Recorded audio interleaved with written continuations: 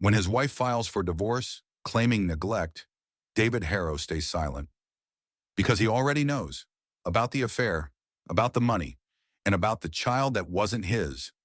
What she doesn't know is that the courtroom is his final stage, and every move she made has already been rehearsed by him. The courtroom smelled like polished wood and stale perfume.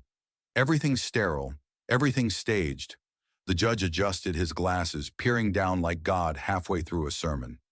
"Any last words, Mr. Harrow?" I rose slowly. My knees didn't shake. They'd been trained for this moment. 6 months of silence had become my strength.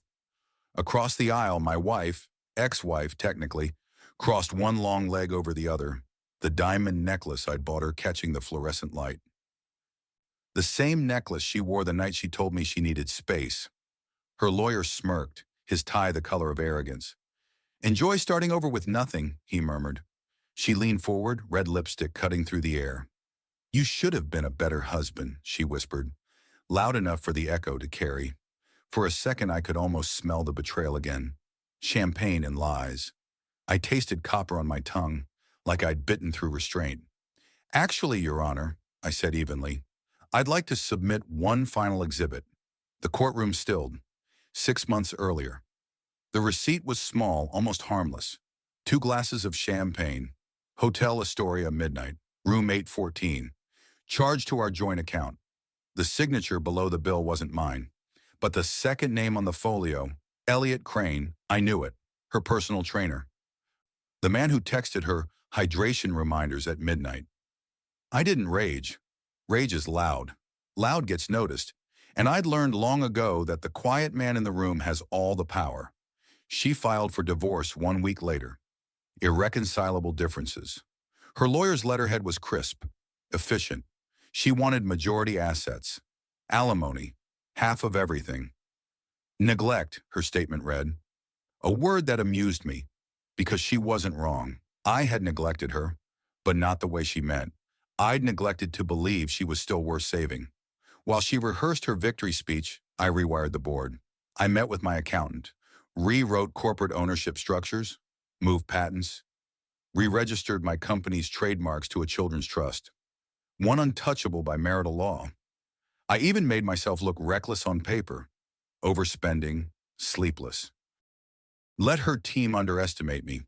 Meanwhile, I hired an investigator. 2, actually. One to watch Elliot, one to watch her. The reports came back clinical, brutal. Twice monthly hotel stays billed to an LLC Elliot created. Money transfers from her father's trust. A pregnancy test in a hotel bin, positive. 2 weeks later, terminated. I didn't speak, didn't confront. I let the silence do the work. In mediation, her lawyer smiled like a shark who'd already eaten. "We have ample documentation," he said. "Abuse, neglect, financial concealment. You're not walking away with much, Mr. Harrow." I nodded, expressionless. The trap was already set. Every hidden account they discovered led to one of mine. Fake breadcrumbs. Every accusation they raised, I let breathe. Because real power doesn't come from shouting the truth. It comes from timing when to release it. The turning point. 3 nights before trial, she came home drunk. Elliot had stopped answering her calls. I could smell the gin before she spoke. "You think you're smarter than me," she slurred. "I built you. I made your name matter. You'd be nothing without me." I just nodded and slid a sheet of paper toward her. A blank confession form.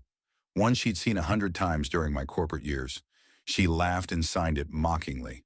"I fabricated everything," she scribbled. "I diverted funds. I coerced testimony."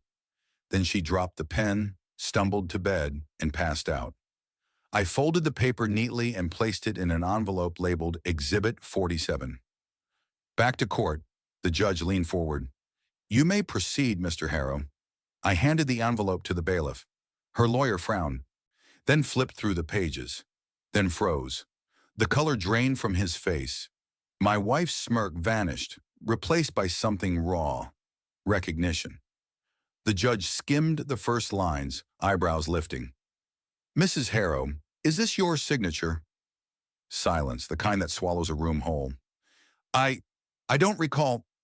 "Your Honor," her lawyer stammered, "we moved to..." Motion denied, the judge cut him off. This will remain on record. He turned to me. Continue. Thank you, I said calmly. For clarity, Your Honor, my assets no longer belong to me. They're held under the Harrow Children's Foundation, a charitable trust established 6 months ago. Irrevocable.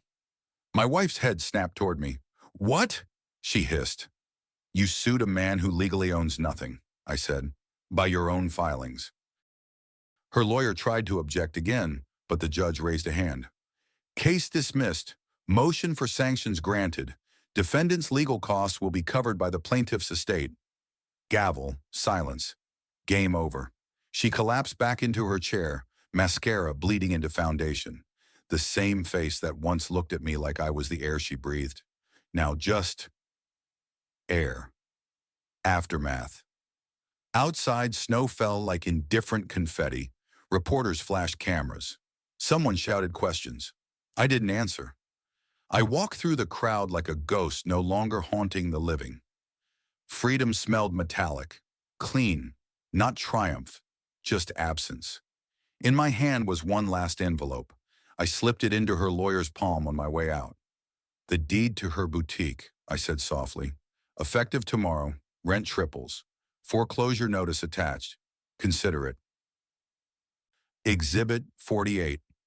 His expression curdled. 2 weeks later, Elliot texted her. Need help with rent. She didn't respond. She couldn't. The number was blocked. By me. She was now the one starting over with nothing. Meanwhile, I sat in a new apartment. Smaller, simpler. No wedding photos, no echoes. Just the quiet hum of a city that didn't care who'd won. I poured a glass of whiskey and stared at the skyline. Clean, sharp, distant. Sometimes revenge doesn't roar. It exhales. Sometimes you lose everything to see what was truly yours. Sometimes you give everything away to prove who never deserved it. I raised the glass to no one. To silence. To freedom. To Exhibit 47.